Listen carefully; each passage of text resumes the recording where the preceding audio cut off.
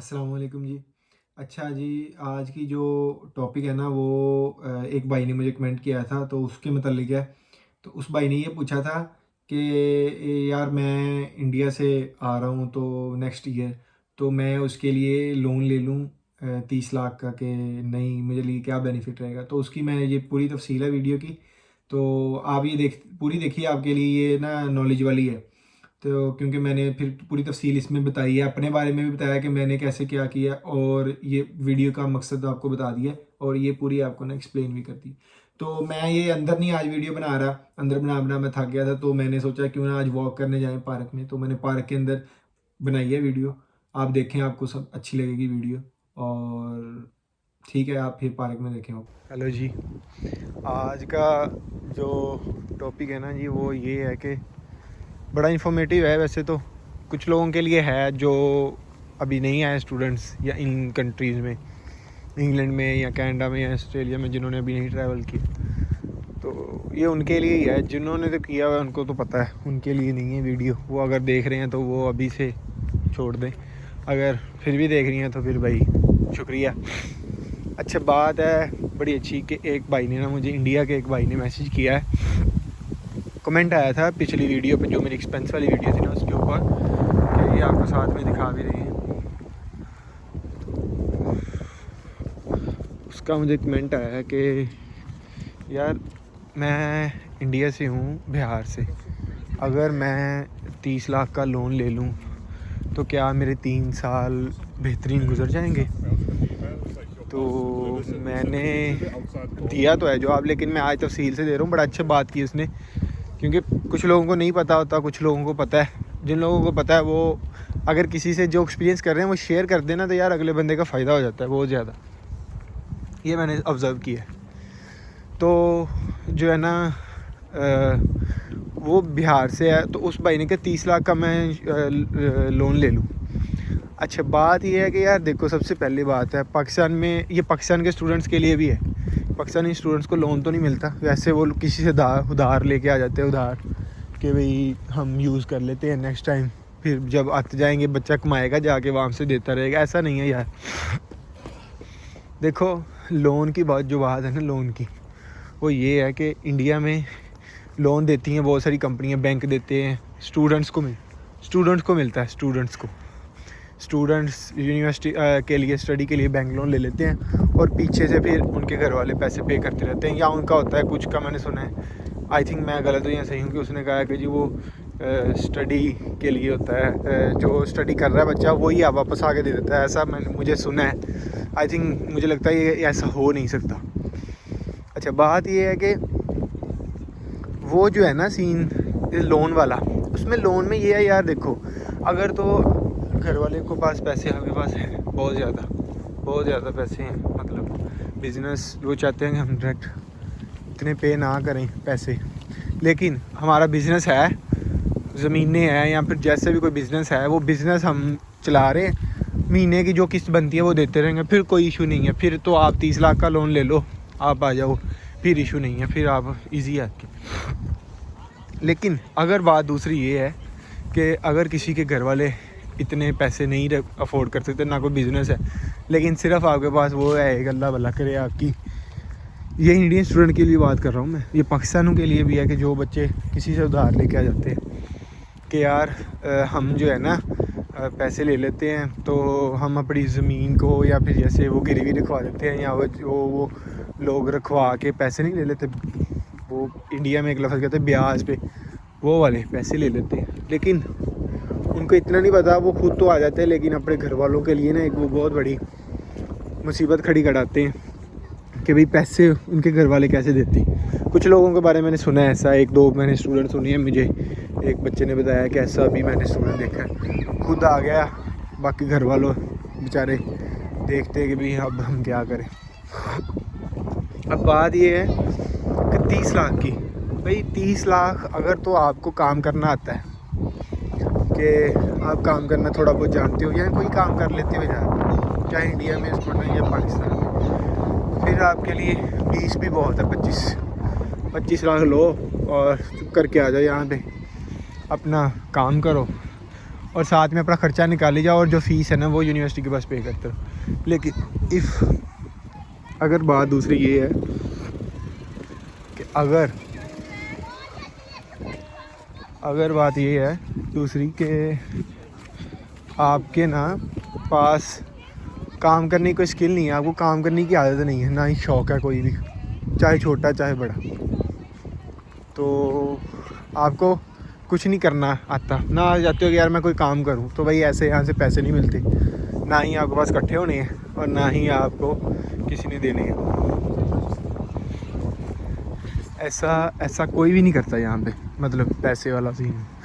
वो बच्चे कभी भी सोचे ना आने की, और ना ही बिजनेस कि यहाँ पे आके पैसे कमा लेंगे किसी तरीके से, जो घर में जिनको खाना गर्म करने तक की अपनी आदत नहीं है, बनाने के तो दूर की बात है, कुछ बच्चे ऐसे भी हैं जो खाना भी गर्म नहीं कर सकते अब, तो वो लोग कभी भी ना आए यहाँ पे, उनके लिए नहीं है, वो नहीं सर्वाइव कर सकते, बहुत डिफ़िकल्ट होता है यार।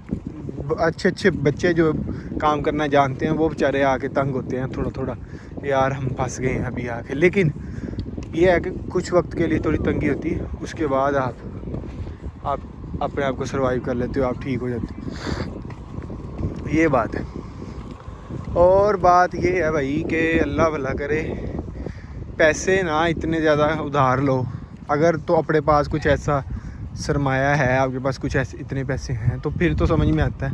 लेकिन इतने पैसे उधार ना लो कि भाई जितने आपके घर वालों से देनी बहुत मुश्किल हो जाए, और आप तंग हो जाओ, बिल्कुल ज़्यादा तंग हो जाओ, और जो है ना आपके पास आपके घर वाले भी तंग हो और आप भी परेशान हो जाएगा, यार मैं क्या करूं, मेरा अब गुजारा नहीं होता, समझे कि यार 200-400 500 पाउंड कमाओगे, घर कैसे दोगे जो उधार लेके आए पैसे, कौन देगा, उनके पैसे कौन पे करेगा, आप ही करोगे।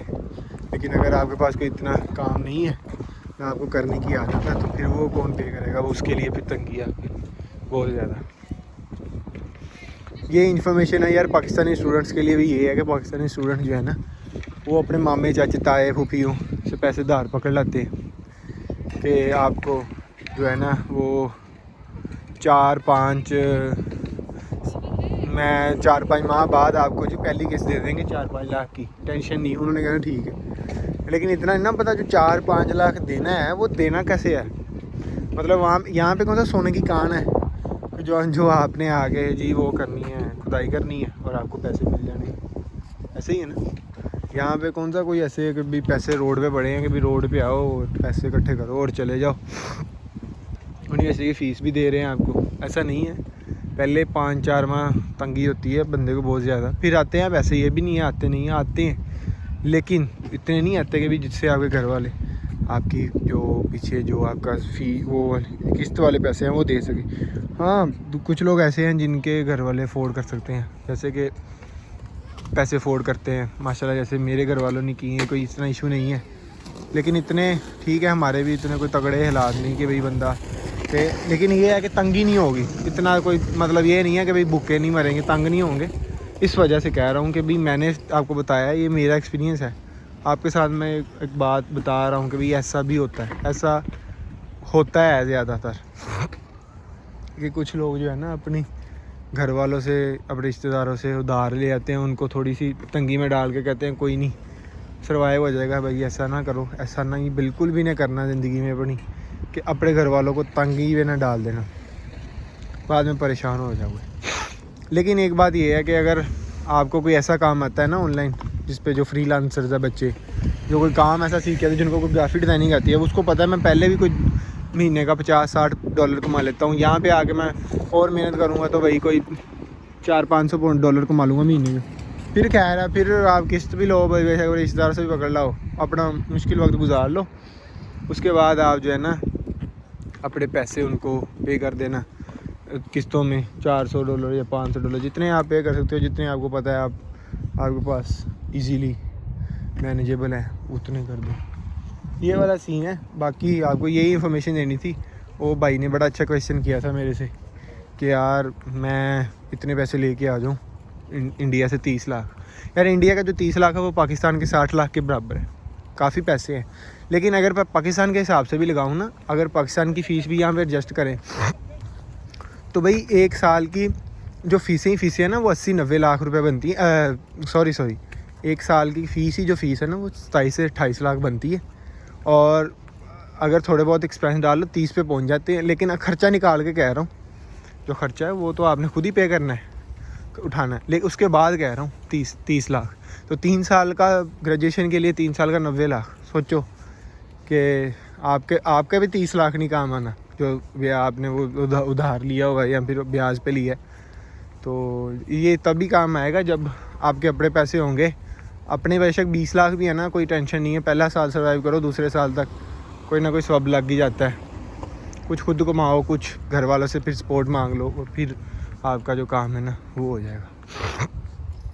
Otherwise it's not possible for all of one, because of कि यार जो है ना पैसे कमाना भी आसान नहीं है हर जगह पे, हर इलाके में। बेशक वो India, Pakistan, Bangladesh, Nepal, England, Australia, Canada, सब की उन्हीं जगह मेहनत करोगे तो पैसे आने हैं, अदरवाइज़ नहीं आने। ये बात है, बस आपको यही बताना था। बाकी आपको घर जाके कुछ बताते हैं। जी, आपने वीडियो देख ली है। अच्छा, अब आपको सारी बातें क्लियर होंगी कि मैंने ये क्यों आपको सारी बातें बताई हैं, और ये अपने बारे में भी थोड़ा सा आपको बता दिया है कि मैंने अपने घर वालों को इतना तंग नहीं किया आने के लिए। लेकिन आपको बताने का मकसद सिर्फ यही है मेरा कि यार अपने घर वालों को तंग ना करो। अपने अगर नहीं है इतने ज़्यादा तो इतना बर्डन ना लेके आना कि यार आप लोग इधर आके बैठ जाओगे लेकिन फिर वो बेचारे तंग होंगे। तो हाँ, इजी है अगर जो लोग मैनेज कर सकते हैं, जिनके घर वालों के पास थोड़ा बहुत बिजनेस है, वो अगर किसी से पैसे लेके उन्हें किस्तों में देते रहें तो फिर मैनेज कर सकते हैं। लेकिन ऐसा है कि उनके ऊपर बर्डन ना डाल देना। बाकी आपने वीडियो देख ली, अपना आपने खुद सोचना है। ये ना सोचना यार कि मैं आपको मना कर रहा हूँ यहाँ आने के लिए, या मैं आपको गलत बात बता रहा हूँ। कुछ लोग नेगेटिव में ले जाते हैं। नेगेटिव मेरा बताने का मकसद नहीं, मेरा बताने का मकसद था कि आपको मैं क्लियर बता दूँ एवरीथिंग अबाउट सिचुएशन, कि भाई ऐसा होता है। अगर इसके बाद भी अगर किसी ने करना है तो यार इट्स ऑन यू, आपका अपना माइंड है, आपका अपना डिसीजन है, आपने खुद करना है कि मेरे लिए क्या बेहतर है और मेरे घर वालों के लिए क्या बेहतर है। तो बस ठीक है जी, आपको यही बतानी थी। ओके, अपना ख्याल रखिएगा, अपने घर वालों का ख्याल रखिएगा, और दुआओं में याद करिएगा, और मुझे सपोर्ट कीजिए। थैंक यू, अल्लाह हाफिज़, मिलते हैं अगली वीडियो में।